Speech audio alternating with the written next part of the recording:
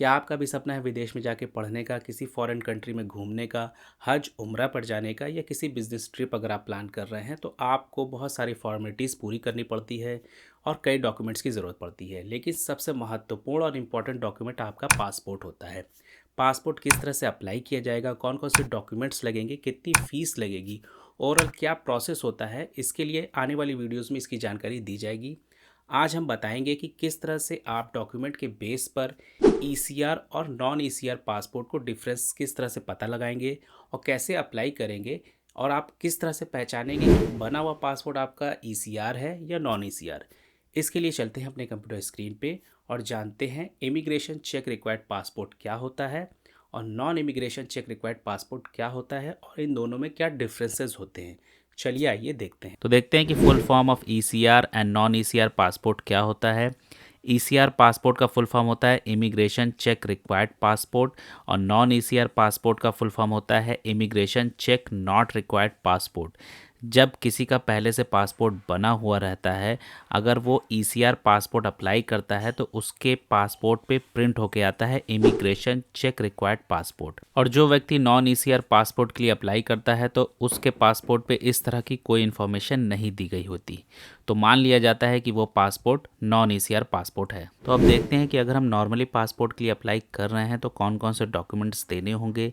तो यहाँ पर आपको प्रूफ ऑफ प्रेजेंट एड्रेस देना होगा और आपको एक डेट ऑफ बर्थ का प्रूफ देना होगा। और आप अगर शादीशुदा हैं तो वहाँ पर आपको मैरिज सर्टिफिकेट भी देना होगा। अगर आपके पास मैरिज सर्टिफिकेट नहीं है तो joint photo declaration signed by both husband and wife as per annexure J. Marriage certificate नहीं है तो एनेक्सर जे भी दिया जा सकता है। ये एनेक्सर जे होता क्या है, किस तरह से इसको डाउनलोड करेंगे और कैसे फिल करेंगे, इसके लिए सेपरेट वीडियो बनाई जाएगी, क्योंकि ये कुछ ही दिन पहले अपडेट आया है कि जो व्यक्ति पासपोर्ट अप्लाई कर रहा है और शादीशुदा है और वो अपने पासपोर्ट पे स्पाउस नाम मेंशन कराना चाहता है तो वहाँ पर आपको एक मैरिज का सर्टिफिकेट देना होगा या प्रूफ देना होगा। अब देखते हैं डॉक्यूमेंट के बेस पे हम किस तरह से बाइफर्केट करेंगे कि हम नॉन ईसीआर पासपोर्ट के लिए अप्लाई कर रहे हैं या ईसीआर पासपोर्ट के लिए अप्लाई कर रहे हैं।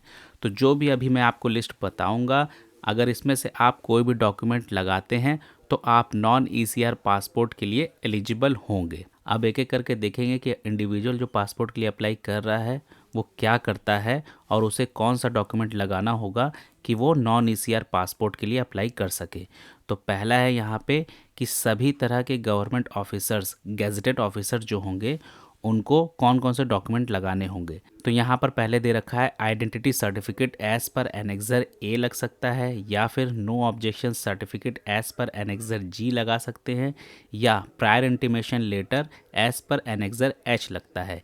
ये क्या होता है ये आने वाली वीडियो में आपको पता लगेगा। इसी तरह के जो ऑल गस्टेड सर्वेंट है गवर्नमेंट के, उनकी पत्नी या स्पाउस और डिपेंडेंट चिल्ड्रन कौन कौन से डॉक्यूमेंट लगाएंगे। तो यहाँ देखते हैं स्पाउस अगर उनका है तो वो क्या लगाएगा, identity certificate as per annexure A से काम चल जाएगा या फिर an attested copy of marriage certificate issued by registrar. तो यहाँ पर आपको मैरिज सर्टिफिकेट लगाना होगा, रजिस्ट्रार द्वारा इशू किया गया। और वहीं अगर डिपेंडेंट चिल्ड्रन है तो वो कौन से डॉक्यूमेंट लगाएंगे, identity certificate as per annexure A लगा सकते हैं या फिर बर्थ सर्टिफिकेट लगा सकते हैं या स्कूल लिविंग सर्टिफिकेट या passport copy of government servant. जो भी गवर्नमेंट सर्वेंट है वो अपना पासपोर्ट कॉपी भी लगाएंगे तो उनके बच्चों का पासपोर्ट अप्लाई किया जा सकता है अंडर नॉन ईसीआर पासपोर्ट के तहत। अब जो मैं आपको यहाँ पे स्लाइड दिखा रहा हूँ मैक्सिमम लोग इसी के अंडर आते हैं, जैसे all person having educational qualification of matriculation and above. सभी तरह के लोग जो मैट्रिक या उससे ऊपर पढ़े लिखे हैं तो वो क्या लगाएंगे, तो उनको मैट्रिकुलेशन और हायर एजुकेशनल पास सर्टिफिकेट लगाना होगा। 10th या उससे ऊपर के पास का सर्टिफिकेट अगर आप लगाते हैं तो आप नॉन ईसीआर पासपोर्ट के लिए एलिजिबल रहेंगे, तो वहाँ पर आप नॉन ईसीआर पासपोर्ट बनवा सकते हैं। उसके बाद देखते हैं कि all person above the age of 50 years.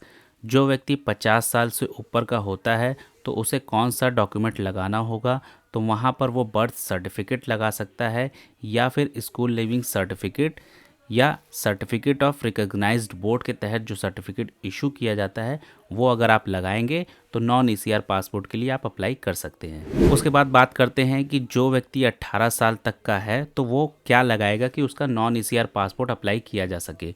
तो उसको बर्थ सर्टिफिकेट लगाना होगा नॉन ईसीआर पासपोर्ट के लिए। उसके बाद जब 18 साल से ऊपर की आयु क्रॉस हो जाएगी तो वो नॉर्मली वो इंडिविजुअल कहलाएगा। वो फिर वहाँ पर आपको 10th पास या उससे ऊपर का सर्टिफिकेट लगाना होगा नॉन ईसीआर पासपोर्ट के लिए। तो ये सभी डॉक्यूमेंट अगर आपके पास हैं, अलग अलग कैटेगरी पे अगर आप आते हैं तो वहाँ पर आप नॉन ईसीआर पासपोर्ट के लिए एलिजिबल होंगे। ये सर्टिफिकेट या ये डॉक्यूमेंट अगर आप नहीं लगा रहे हैं तो वहाँ पर आपको ईसीआर पासपोर्ट इशू किया जाएगा, जो कि आपके पासपोर्ट पे प्रिंट होके आएगा, इमिग्रेशन चेक रिक्वायर्ड। इस वीडियो से रिलेटेड आपके मन में कोई क्वेश्चन है, कोई क्वेरी है तो कमेंट बॉक्स में ज़रूर लिखिएगा।